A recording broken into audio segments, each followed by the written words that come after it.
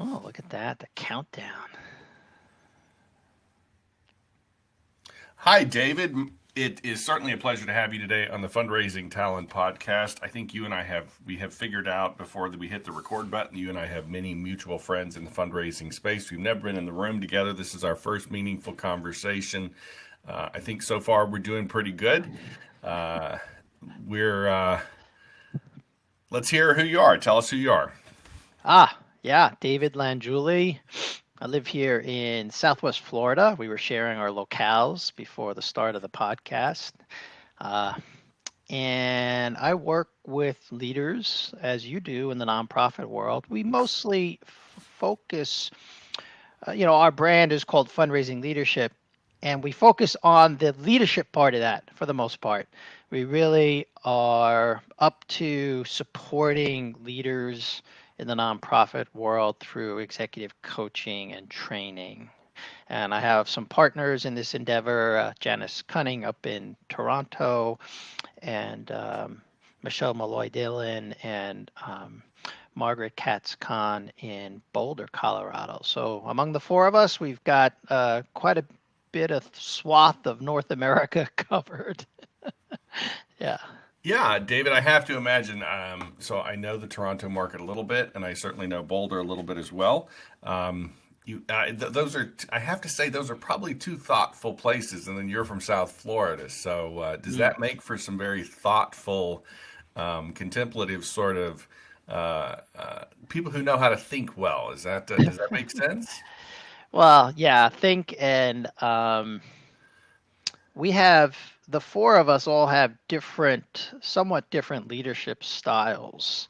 Yeah. So that does make for very interesting conversation, shall we say?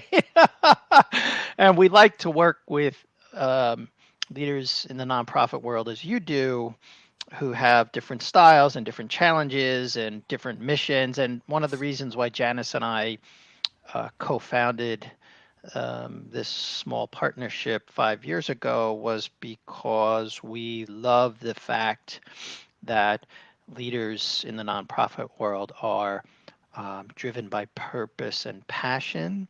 And yes, fundraisers in particular also are out there and driven by raising money for that purpose and passion. So we love that too.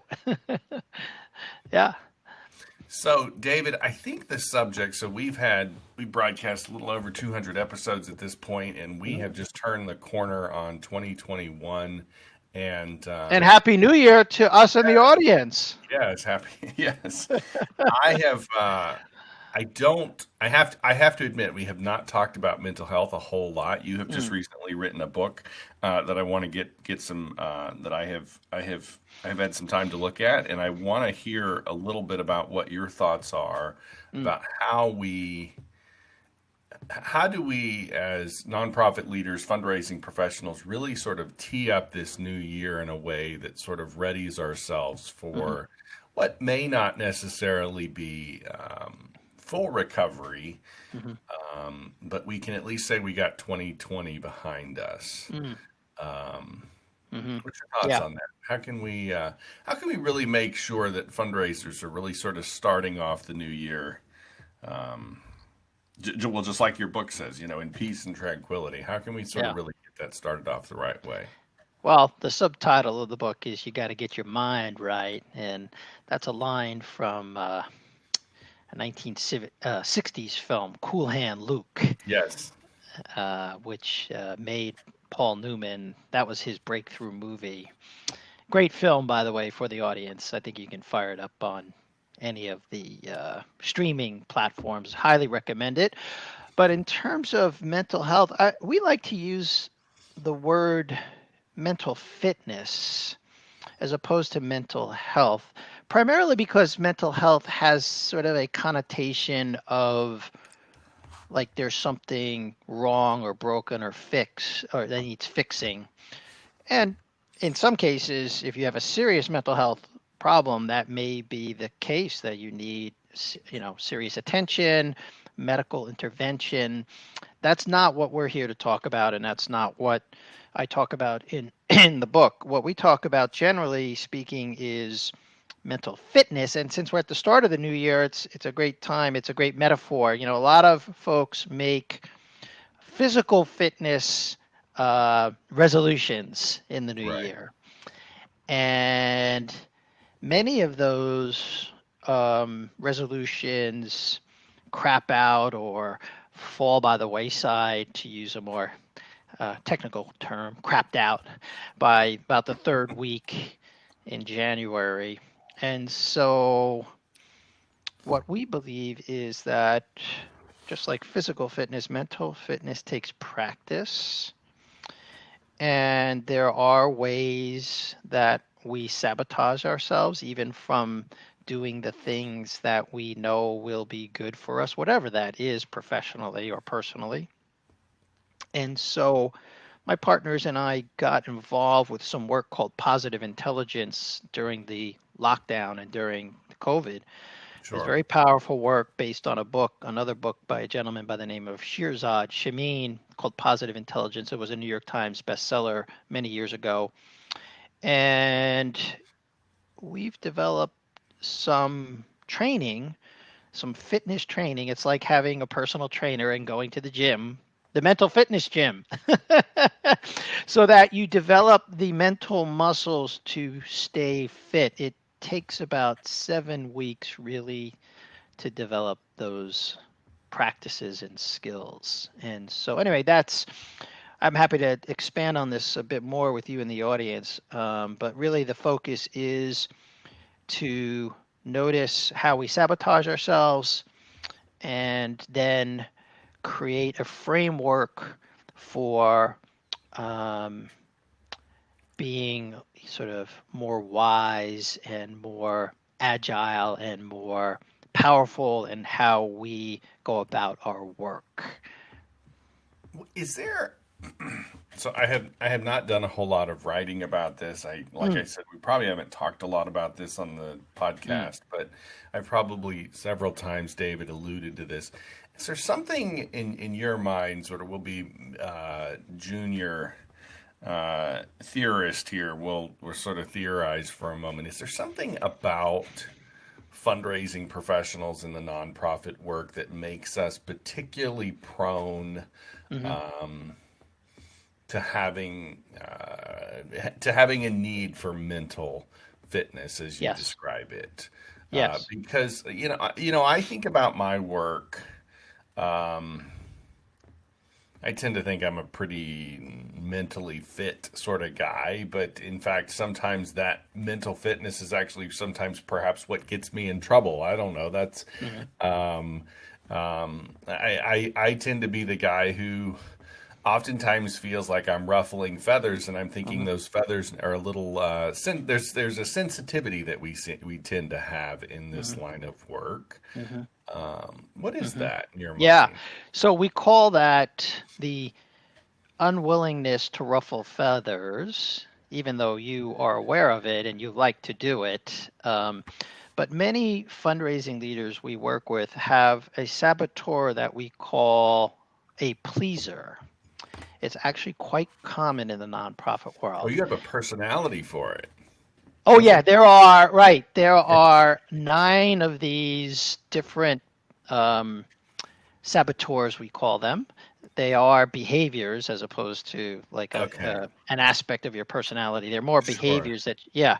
And then there's something we call the judge, which is the master saboteur, the way we sort of judge ourselves critically. We call that the inner critic. You know, we judge circumstances as right or wrong, or we judge people as good or bad. You know. So anyway, this behavioral pattern we see a lot of in nonprofit leaders. One of them is called the pleaser, and it's this desire to always, and you might expect this, especially with fundraisers, right? Sure. Always wanting to please.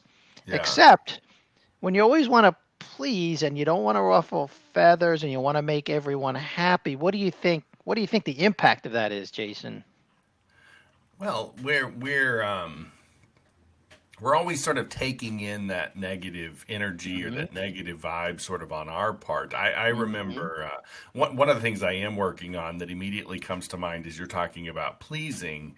Um, I get very frustrated when my guests sometimes talk about fundraising through the lens of sort of consumer behavior or consumer Hmm. sciences, as if our donors are one and the same with being Right. customers. And I remember back when I was in college, I worked at, at a large Sears department store, and it was the idea, the customer is always right. Well, the Right. customer is always right sort of ties in really well with your pleaser, I have to Right. imagine. True. And so we haven't seemed to be able to get the relationship right with the donor in such a way where sometimes the donor doesn't need to be pleased. Correct. That's exactly right. I mean, So, you and I could be in a. It's just like the relationship I have with my children, or the relationship I have with my wife, or with mhm, a good friend, or you and I even. It's the idea that we may not have to 100% please each other all the time. There can be some correct. tension and some banter, and sometimes that's what keeps the relationship going. Is what There I've can be got. disagreement. There can Yeah, be yeah, conflict, actually. yeah. Um, and so my wife has and she's been through this program also. I was not coaching it when she went through it, but one of my partners did, and she has a very strong, but we knew this already. She had already taken the assessment. By the way, for the audience, there's a free assessment they can take if they go to positiveintelligence.com, and they can just take the saboteur assessment and see if they have a pleaser. It'll look at scored on a 0 to 10 scale on each of these saboteurs. But the pleaser, and I see this with my wife, and I see this with my coaching clients that have this behavioral pattern, is they get exhausted. They just Uh-huh. get exhausted mentally and physically because they're always trying to please everyone. you know and the old saying, you can please some of the people some of the time, but you cannot please all of the people all of the time, and that Right, right. is very discouraging for people who have this behavioral pattern. They just get frustrated and exhausted. So when you get to the word exhaustion, I tend to immediately start to diagnose or anticipate burnout, which is Hmm. certainly something that we talk about in Hmm. fundraising a lot too. And I have to imagine, if I'm connecting the dots, I'll let you connect the dots for us. Um, when you get to that point of exhaustion, David, I have to imagine that some of these other behaviors you become much more prone to let some of these other characteristics that may not be particularly common, um, Hmm. but you probably open up the door for all these other behavioral patterns. Am I right? Yes. Yeah. The Yeah. saboteurs love to kick you when you're down. Right. uh, Right. they And do. work in teams and teams of 3 and 4. Yeah. Yeah, they'll pile on. Yeah, they're usually Exactly. the judge will, well, my inner critic, I've been working on that for, I don't know, 6 or 7 years now, and it still will come up and beat me up when I'm down. You know, I'll criticize myself. In fact, I'm doing some separate work in this along this line with a group of people. It's just based on mindful self-compassion, like having compassion for ourselves when things are tough. But Yeah. when you're exhausted, when you're burnt out, these saboteurs will raise their ugly heads even more.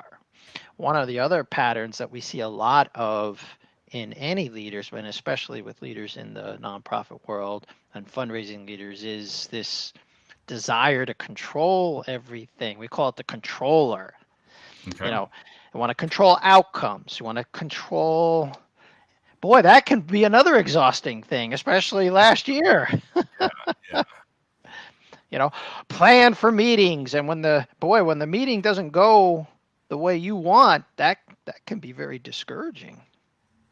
David, is there one of these behavioral patterns that is very characteristic?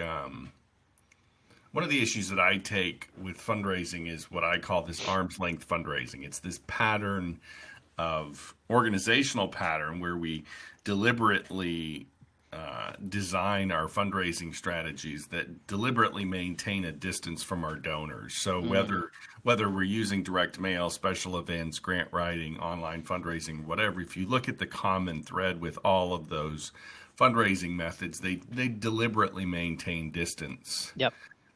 with the Yep. donor. Is there a particular I mean, I could certainly say that as a pleaser, you can only handle so much, but is there any Now, one? that's not the one that keeps Yeah, yeah. Which one?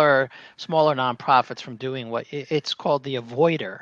We call it the avoider. Oh, I They love it. are There you go. avoiding they are avoiding intimacy Yeah, with yeah, people. And yeah, it's so that's why it's sabotaging behavior. Like it's a protective. The avoider wants to protect ourselves from getting hurt or it's there's always something good. By the way, this is why these we call these things saboteurs. There's there's always something good. Look, planning and organizing, right? There's good in that. Pleasing sure. people, being pleasant, for example, being pleasant is a Yeah, good thing. yeah, And avoiding hazards or avoiding people who might do harm to you is actually a protective um, behavior, except when it gets overexpressed, when any of these things become overexpressed. In the case of the avoider, is we're going to avoid having any intimate relationships with individuals because that could be dangerous. and I just finished a book, David. This is where again I've got all these concepts that are rolling around in my head right now because it's fresh working on a book project. But it's this Mm, idea of early specialization. I just finished mm, a book by an author, David Epstein, wrote a book called Range, and he talks about early specialization. And it mm, would seem to me early specialization is the idea that you get into a line of work where you specialize too early. mm, And ours tends to be, in my opinion, our line of work tends to be one of those areas where you can very quickly become a specialist far too quickly. But what mm, it also does is it tends to specialize us in these areas where perhaps these behavioral weaknesses that you're mm, describing sort of manifest themselves. And so you could actually spend your entire career in a what I consider to be sort of a subpar level of performance and not mm. necessarily reaching your potential, and also sort of sitting or wearing yourself out all the time. Am I right? Yeah, that's true. I mean, I'm mindful that you have your CFRE, as I recall. Yeah. Yeah, yeah, yeah, sure. Yeah. And so, and I don't, but my understanding, and maybe you could share with the audience, my understanding of that program, and it's very rigorous, as I've heard, is to actually expand your range as a fundraiser beyond whatever specialization you may, because different people come into the profession through different routes. They might come in annual giving. They might come in direct mail. They might come in, as I did, in major gifts. Um, Sure. but I think I like what you're saying. If you stay, this is an opinion. I believe that especially fundraising leaders need to have range. Yes. Um, Even if they are not expert in all of these specialties, um, having range can give perspective for a fundraising team, or if you're an executive director, having some range so that you know how to hire the right people, you know what questions to ask. So there is a bit of what we might call experts fallacy, right? You become an expert in one slice of fundraising, and then all of a sudden you believe that you know everything about everything, except you don't know shit from Shinola. And that's what he talks about. And I feel and I so he talks about Epstein talks about this in his book. He's saying that you can become a specialist in like what I would call arm's length fundraising just in a Mm, couple of years. And that has been some of my critique. I've had guests on here advocating for the CFRE and other credentials that we offer in our space, Hmm. and the CFRE is certainly one of those where I feel like perhaps we plateau, and then it sort of it's a maintaining credential Right. is what I have often said. It doesn't necessarily continuously push us to yet another level of expertise or performance. And so Right. bringing this back to these behavioral patterns and Right. this idea of mental fitness.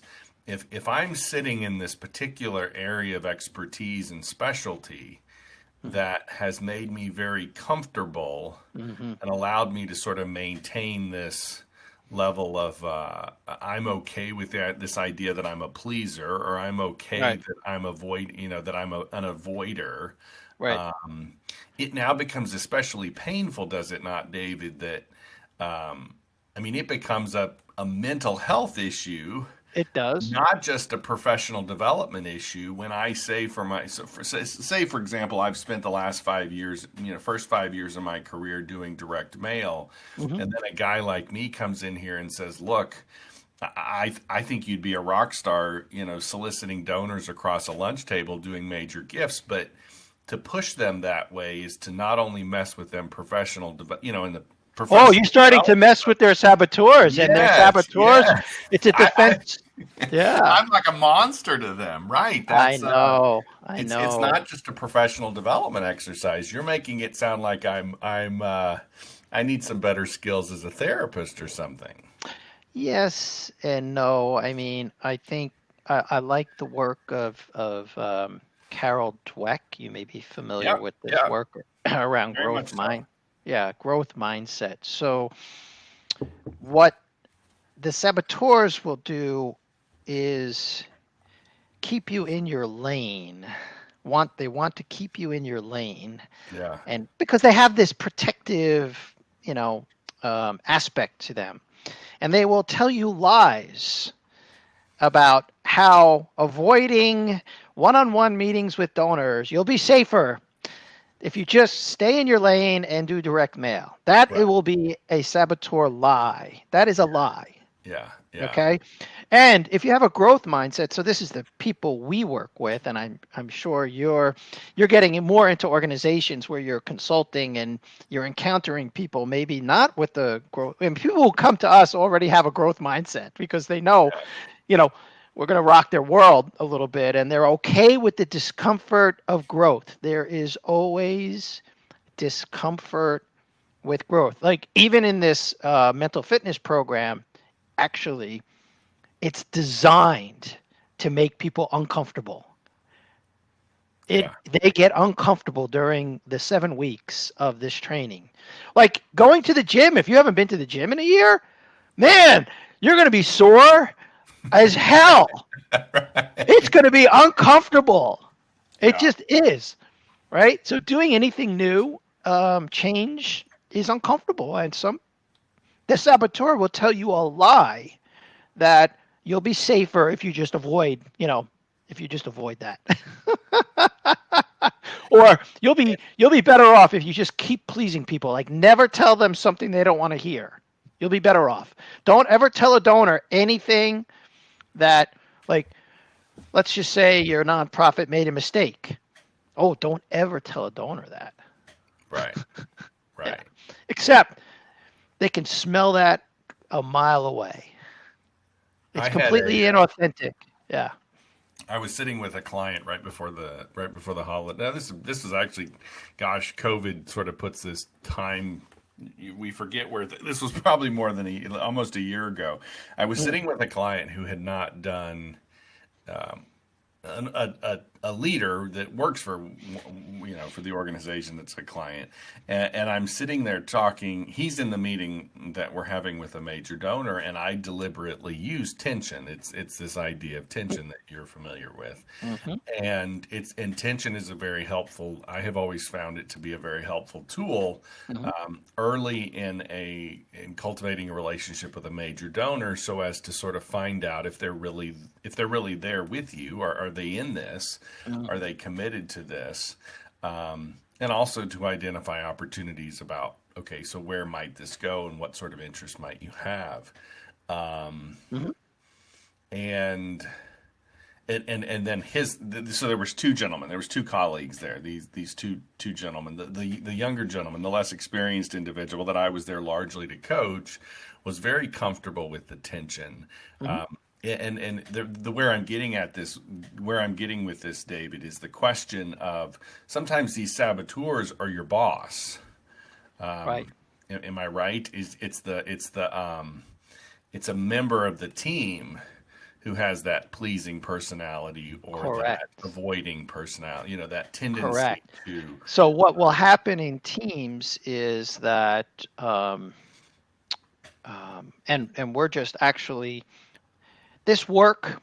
So this mental fitness work, positive intelligence work, is very intimate in that you're sharing information with your teammates that could be used against you in a court of law. Now, I'm just, Yes. these unless you have high trust on the team to begin with, we we would not recommend teams going through this. Now, that being said, we are working with an intact team of 6 people and bringing them through this program together because they each have different saboteurs. Now, we've already debriefed this with them. They've already taken the assessment and they're willing to do the work together because they know.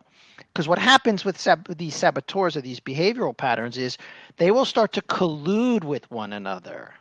They will collude. So if you have an avoider on the team and a pleaser on the team and a controller on the team, guess what's going to happen? Oh my! Sounds like a bomb or something. Yeah. Yeah. Like you're never going to venture out. Like this idea of tension. You would never want to create tension because with a donor in a conversation because that could be uncomfortable. So you avoid it. That you're out of control if you create tension. Or how could you be pleased? You have to please the donor. So you can't be. They won't even like allow themselves to be the grit of sand. One grit of sand in an oyster that creates a pearl. Right? Right. No, Right. we can't have any grit. Right.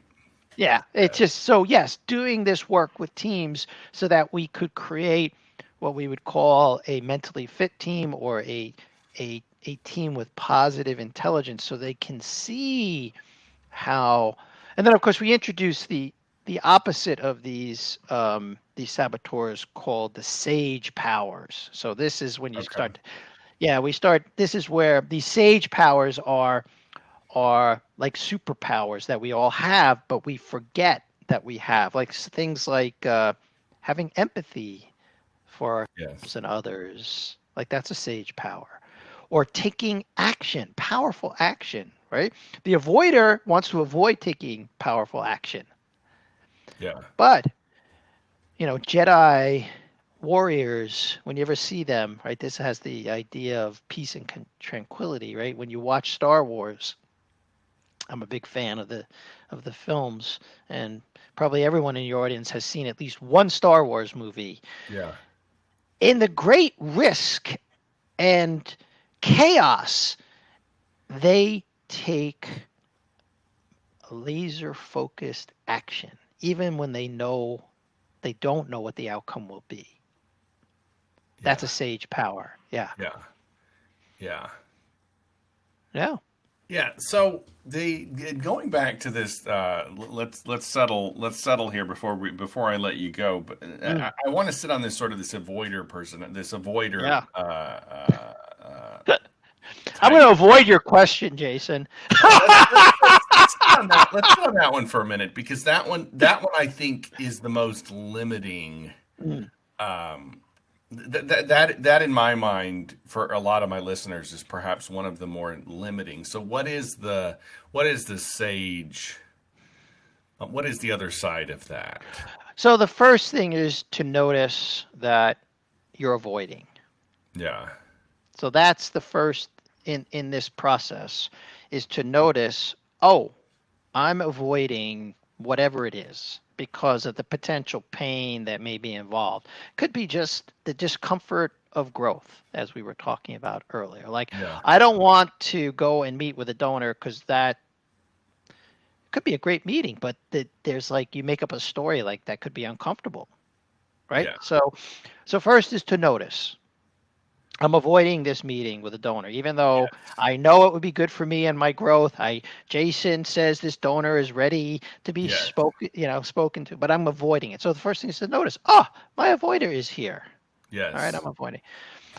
The next step, I think, is always to just have some compassion for yourself and just say, this is hard for me. Like, I have this behavioral pattern of avoiding. It's just something that has developed over time. It comes from a good place.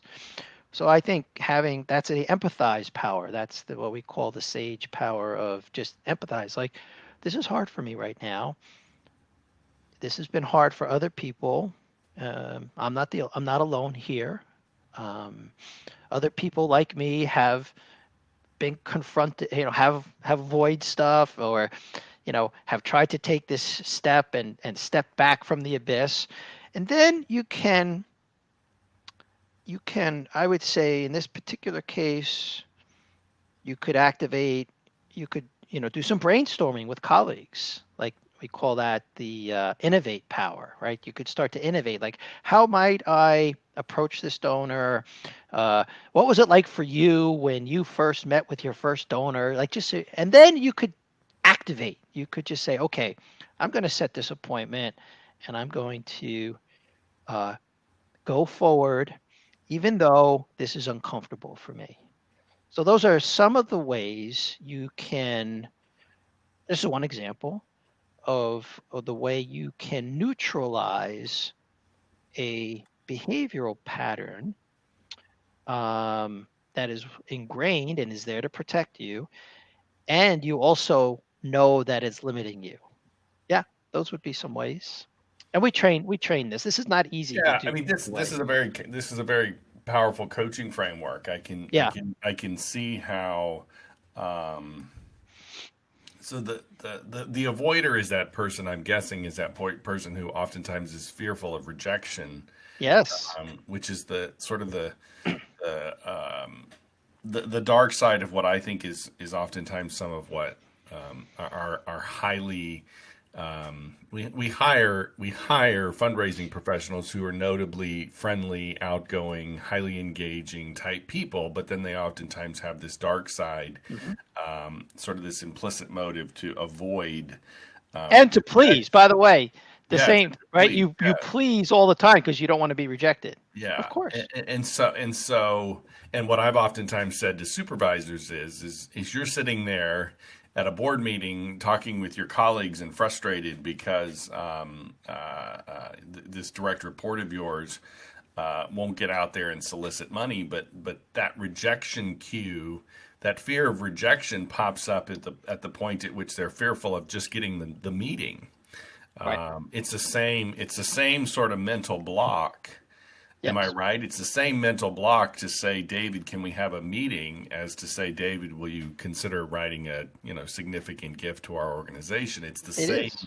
It's that same underlying fear of messing up the relationship. So if there's a saboteur present, whether it's avoider and pleaser, I would say those would be two. That would be there's an underlying fear, and the fear of rejection could be one of them.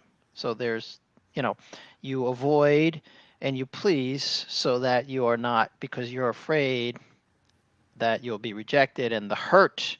And so again, it's helpful to notice, I am avoiding this situation because I am afraid of being. So that's the first thing, is to just confront yourself.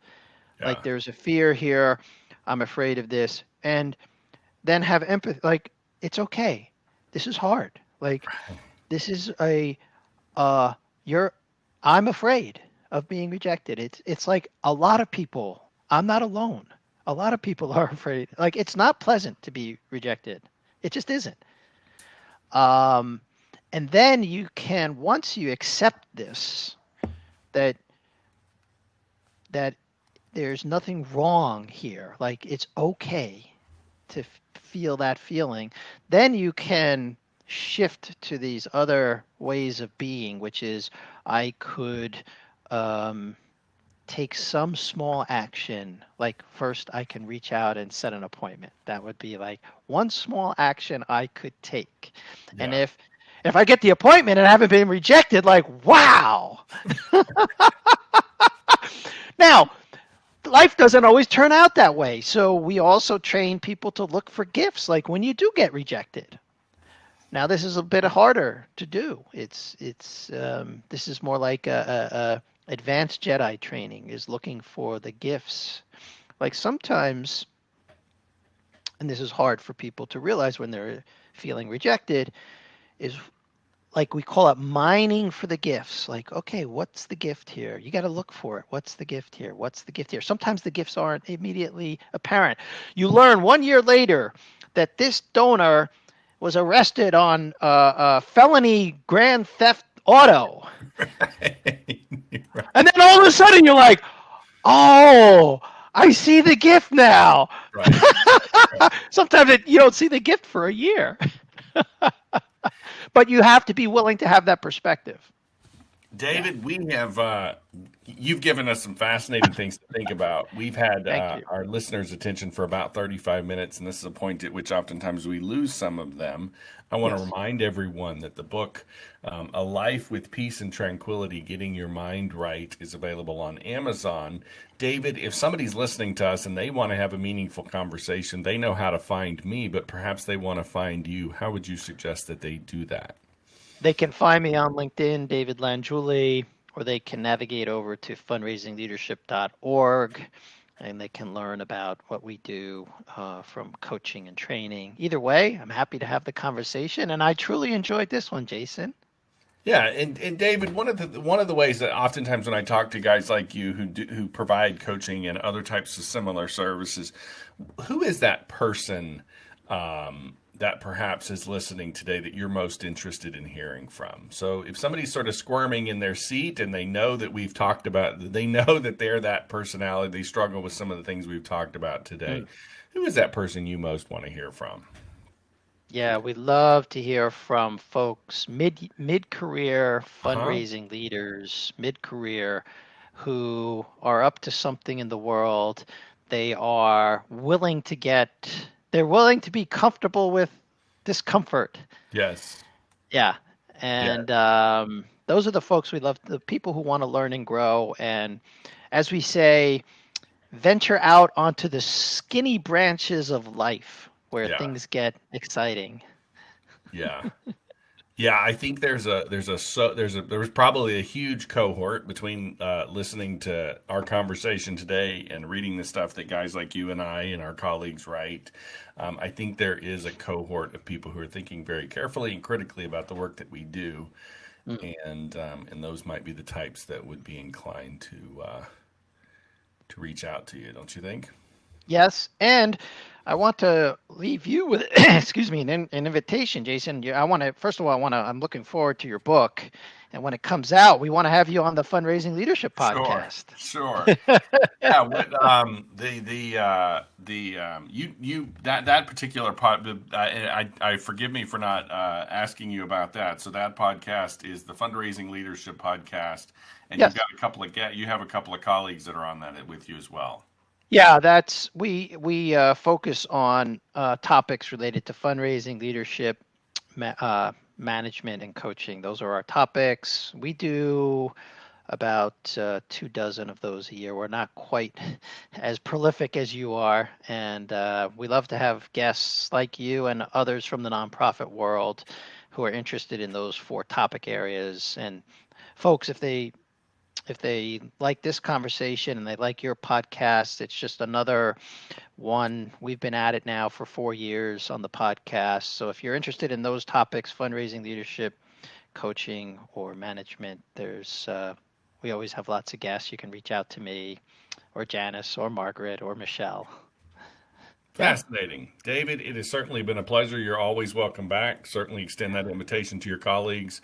Oh, thank Folks, you. if you're listening today, you're always welcome on the Fundraising Talent Podcast. All you got to do is have a big idea or bold opinion about the fundraising profession. Thanks, David.